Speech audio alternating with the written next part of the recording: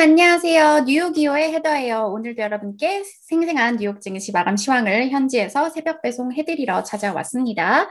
네, 여러분 주말 잘 보내셨나요? 이날 뉴욕 증시는 3대 지수가 모두 가뿐하게 이제 상승하면서 한 주를 출발했는데요. 숫자 먼저 살펴보시면 다우지수 0.53% 올랐고요. S&P 0.64% 올랐고 나스닥 지수도 1.05% 상승했습니다. 이제 이날 같은 경우에는 지난주 부양책 통과에 따른 또 경제 재오픈, 경제 회복 기대감 이런 것들이 계속 반영이 됐고요. 여기에다가 10년물 국채금리 상승도 좀 진정이 되면서 증시 상승을 돕는 모습이었는데요. 이제 그래도 연준의 회의가 이제 미국 시간으로 화요일, 수요일 예정되어 있기 때문에 회의를 앞두고 좀 투자자들이 조심스러운 모습을 보이는 것도 있었습니다. 그래서 제가 오늘 소개해드릴 기사는 바로 이제 이 순환주와 기술주 어떻게 투자를 해야 될지와 관련된 분석 기사가 있어서 하나 가지고 와봤고요. 그리고 미국 내 여행 수요가 빠르게 증가하고 있다 이런 기사가 있어서 현지 분위기를 소개해드리려고 가지고 와봤습니다.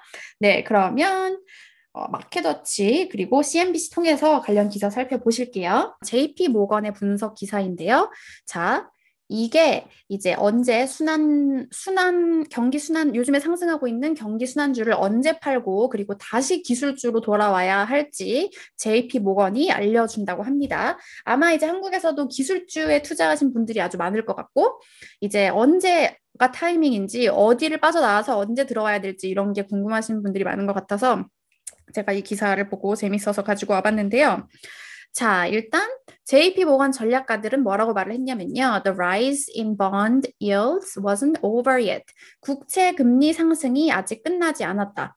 그리고 이제 순환주를 팔기에는 지금은 너무 시기상조고 다시 순환주를 팔고 방어적인 주식, 그러니까 예를 들어서 헬스케어나 기술주와 같은 그 디펜시브 종목으로 돌아가는 것은 아직은 시기상조다. 이렇게 말을 하고 있고요. 보시면 뭐 미슬람 마테하 요 분이 이끄는 이 투자팀이 뭐라고 말을 했냐면요. 자, 이제 경제 활동이 픽업 반등하면서 이제 경기 순환주들의 밸류에이션이 지난 1년 동안 이제 계속 오르면서 좀 고점으로 보이기 시작했다. 탑비 약간 고점에 있는 것으로 보이기 시작했다. 이렇게 말을 하면서 뭐 유럽의 이 경기 순환주 같은 경우를 예를 살펴보면 이제 11개월 동안 방어주를 57%나 상회를 했다고 합니다. 하지만 그럼에도 불구하고 이제 벌써 기술주로 다시 들어가기에는 premature, 시기상조다. 자, 이렇게 말을 하고요. 이제 우리가 다시 기술주로 자신 있게 돌아가기 위해서는 세 가지가 꼭 필요하다고 합니다. 뭐냐면요. 여기 보시면은 PMI 지수가 정점을 찍어야 되고요. 그리고 순환주의 이제 이 상대적인 실적이 약화돼야 되고, 그리고 국채금리 수익률, 이제 국채금리 상승이 종료가 되어야 된다 이렇게 말을 하고 있는데요. 하지만 those three crucial things are unlikely to happen just yet. 요 세 가지가 아직은 발생하지 않고 있다 이렇게 말을 하면서 특히 이제 경기 순환주들의 이제 실적 모멘텀은 앞으로 몇 분기 동안 계속해서 가속화될 것으로 보인다. 이렇게 말을 하고 있고요. 네, 그리고 이제 PMI 같은 경우에도 중국이 정점을 찍어야 되는데 아직까지는 그러지 않았다고 말을 하고 있고요. 그리고 the key factor, 가장 중요한 것 같은 경우에는 국채금리 상승의 방향이라고 하는데요. 그런데 아직 국채금리 상승이 끝난 것 같진 않다라고 말을 하고 있고요. 자, 그래서 간단하게 이제 투자 전략을 요약하자면 국채금리가 계속 상승하는 한 이 순환주들은 팔아서는 안 된다. 이렇게 말을 하고 있고요. 자, 그래서 가치주가 계속해서 appealing, 매력적으로 보인다. 이렇게 말을 하고 있고요. 그래서 계속해서 이제 은행, 그리고 또 reopening trade, 그러니까 재개장과 관련된 이런 수혜주들에 계속해서 롱 포지션을 집중해야 된다라고 JP모건 전략가들이 분석을 했습니다. 네, 오늘 두 번째 기사 같은 경우에는 약간 좀 걱정되는 기사인데 좀 현지 분위기를 잘 반영하는 것 같아서 제가 가지고 와봤고요. 보시면은 air travel jumps, 이제 항공 여행이 급증하고 있다. 왜냐면 이제 백신이 이제 그 예약 수요를 높이고 있어서 그리고 거기에 따라서 이제 항공주들도 이날 아주 급등세를 나타냈습니다. 자, 이제 여행객들이 다시 하늘로 돌아오고 있다. 그래서 이제 에어라인 CEO들 사이에서도 낙관론이 커지고 있다. 이제 드디어 이 업계가 turn the corner, 어려운 시간을 지났다는 이런 자신감이 높아지고 있다. 이렇게 말을 하고 있고요. 자, 이제 TSA에 따르면 일요일 기준으로 여기 보시면 134만 명이 이제 여행객 심사가 있었다고 하는데요. 이제 보시면은 작년 같은 기간보다 8만 6천 건이나 늘어난 수준이라고 합니다. 이제 작년 이맘때 같은 경우에는 WHO가 그 팬데믹을 선언했던 그 하루 뒤라고 해요. 뭐 여전히 이는 2019년 수준보다는 45% 낮은 것이긴 하지만 지난 11일 이후 매일 100만 명을 넘어서면서 1년 만에 최고치를 기록하고 있다고 해요. 자, 그리고 또 뭐 항공사들이 점점 더 낙관적인 모습을 보이고 있다고 합니다. 그리고 델타 항공하고 제트블루 항공도 인터뷰에서 뭐라고 말을 했냐면 이제 코로나 백신 맞는 사람들이 증가하면서 여행 부킹 수요가 계속 늘어나고 있다. 이렇게 말을 하고 있고 자, 또 뭐 제트블루 CEO의 말을 보면은 그동안 뭐 이제 응급실에 있었던 이 업계가 회복 단계로 넘어가고 있다. 이렇게 말을 하고 있고요. 이날 주가 움직임도 살펴보시면 아메리칸 항공 7.7% 올랐고 델타도 2.3%, jetblue도 5.9% 상승했어요. 자, 그리고 여러분 지금 이제 3월 달에 미국에는 뭐 초중고 다 포함해서 대학교까지 봄방학이 있거든요. 딱 일주일 있는데 이제 뭐 주말까지 끼면 10일 정도 되겠죠.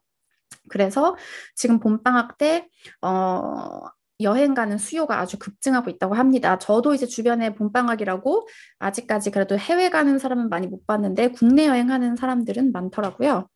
그래서 이 밖의 소식에도 관련 소식이 있어서 가지고 와봤는데요. 네, 이제 이 밖의 소식 이어지는 소식 보시면 이제 CDC가 봄방학 이후 또 다른 코로나 확진자 수 급증이 있을 수도 있다라고 하면서 이제 무서운 말을 하죠. 이런 일은 당연히 뭐 없었으면 좋겠고 고틀립 전 FDA 국장 같은 경우에는 반면 이제 미국의 백신이 잘 접종되고 있어서 또 다른 확산은 없을 것이다. 뭐 또 이렇게 엇갈리는 말을 했네요. 자, 그리고 이 소식은 좀 진짜 안 좋은 소식인데요. 독일과 프랑스에서 아스트라제네카 백신 중단시켰다고 합니다. 이제 한국에서 요거랑 화이자 지금 두 개밖에 없는 걸로 알고 있는데 약간 미국에서는 지금 화이자랑 모더나도 찝찝해서 안 맞겠다는 사람들 좀 있는데 네, 이렇게 유럽에서는 많은 국가들이 중단을 시키고 있네요.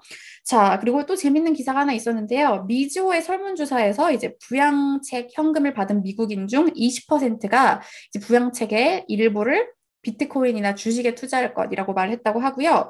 이제 61%는 증시에 투자할 것이다 이렇게 말했고 무려 39%나 비트코인에 투자할 것이다 이렇게 말했다고 해요. 자, 그리고 시티그룹이 올해 브렌트유 평균치를 69달러로 상향 조정했고요. 3월 미국의 엠파이어 스테이트 지수 전문가 예상 상회하는 17.4 나오면서 사실상 미국의 경제 지표는 계속 좋아지고 있습니다. 그리고 말씀드린 것처럼 이제 연준 회의 결과가 이제 미국 시간 내일 시작해서 내일 모레 결과가 나오니까 관심 집중해 주시고요. 이날 기술주들도 전반적으로 좀 상승했어요. 애플 2.4%, 테슬라 2%, 페이스북도 1.99% 상승했습니다. 네, 그러면 전문가들 어떻게 평가하고 있는지 CNBC 기사 통해서 살펴보실게요. 자, 저희 항상 자주 등장하는 짐 폴슨 수석 투자 전략가가 뭐라고 말을 했냐면요. 자, bond yields remain the primary risk facing the stocks market. 증시가 직면하는 가장 주요한 위험이 이제 채권 금리다.